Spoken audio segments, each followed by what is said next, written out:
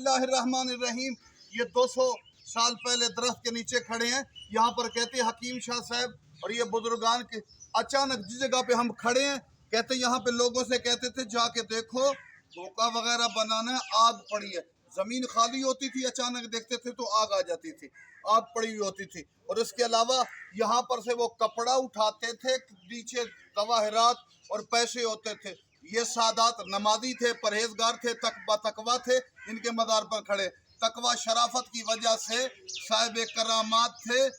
वो कोई चीज़ नहीं होती थी तो आ जाती थी, लोगों की मुश्किलें हल हो जाती थी। और देखे यहाँ पर कोई चीज़ नहीं है। आज तक 200 साल गुजर गए, अतराफ के तमाम बड़े दरख्त ख़त्म हो गए, लेकिन सादात की कबूर के नीचे साथ ये जो दरख्त है 200 साल पहला, ये दरख्त अभी भी बाकी है। ये सादात की अजमत बुलंद है। ये हम खूबसूरत मकाम दिखा रहे हैं, देखें और